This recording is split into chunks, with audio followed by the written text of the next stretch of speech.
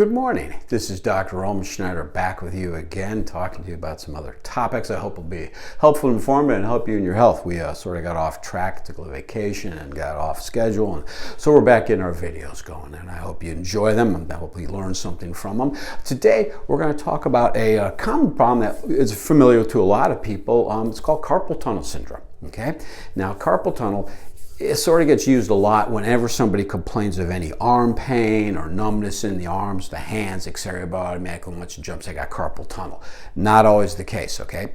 True carpal tunnel, when it's involved, will involve your thumb, your index finger, and half of the middle finger in this part of your palm and hand here, okay? That's what's happened. That's where the numbness will be at. So you can see a lot of other areas can be similar, but not always true carpal tunnel. And what is the carpal tunnel? Well, the carpal tunnel is made up of the carpal bones of your wrist. So there's 2 rows of bones, 4 bones each side. They're kind of like shaped like different sized little rocks, pebbles, that kind of thing, if you would see them. And then you have what we call the tunnel, and that's a band of tissue. It's called the flexor retinaculum, but either it's just a band of tissue that makes a tunnel where the vessels and the nerves go through as they go into the hand and the fingers, okay? So what happens, a lot of times it's through repetitive tasks, doing something, assembly line work or something where you're using the hands constantly, going the wrist, that kind of thing.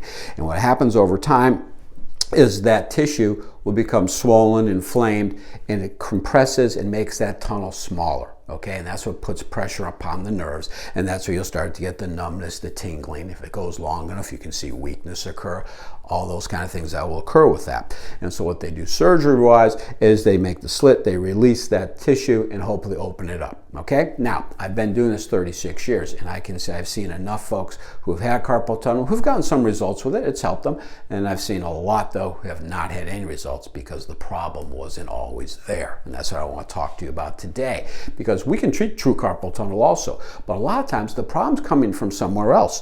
You know, we'll always put our trusty spine. When we look at the neck, the lower part of the neck from about C5 to T1, that's your lower neck, right about where that hump area is, low neck to your shoulder region. The nerves come out from there and they will go down to the arms and the hands. Okay, so they come through the shoulders all the way down. They supply all the arms and the hands. So there's a lot of things that can occur, whether it's in the neck, that will create numbness and tingling, which is very common, which we see a lot. You can have problems within the elbow on the outer part here. Sometimes tendonitis in the elbow can compress the nerve and cause numbness, tingling. And then we can have issues at the carpal tunnel. We can have a nerve here, very common, where I see people where just the last 2 fingers will get numb. That's the ulnar nerve. If you ever hit your funny bone, right here, the nerve comes right through that slot of your elbow. And when you hit that, that's where you get that numbness and tingling and things. It's not funny. Don't know where they came up with that. It's very uncomfortable, but that can be pinched. And oftentimes that's from the lower neck. So what will we do is obviously we have to do a good history and exam, see what's going on, x-rays, and see where is it coming from exactly. Okay, is it true carpal tunnel? Is it something in the neck? Is it an elbow? Is it something else? Is shoulder even? So we have to look at all those structures. We'll always adjust to make sure that the neck is working properly, because that's ultimately the most important thing we got to do for all of them. We got to make sure there. We'll check the shoulder out, the elbow, and the wrist, and adjust those. With carpal tunnel, there's lots of things we can do as far as, you know, adjusting that wrist, using ultrasound, interferential therapy and things, laser on there to help with the inflammation, swelling, using ice, and giving, ultimately resting it. That's one of the most important things that a person needs to do, is to give the joint a break.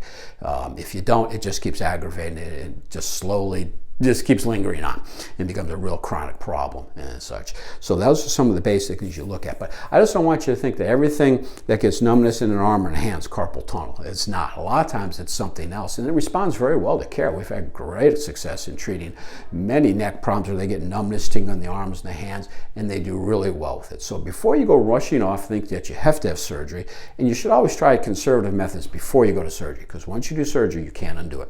Okay, and there's always problems that can result after that. So we always want to go the conservative route first. If you have questions, always feel free to call us at 667-5053. Check out the website, like us on Facebook.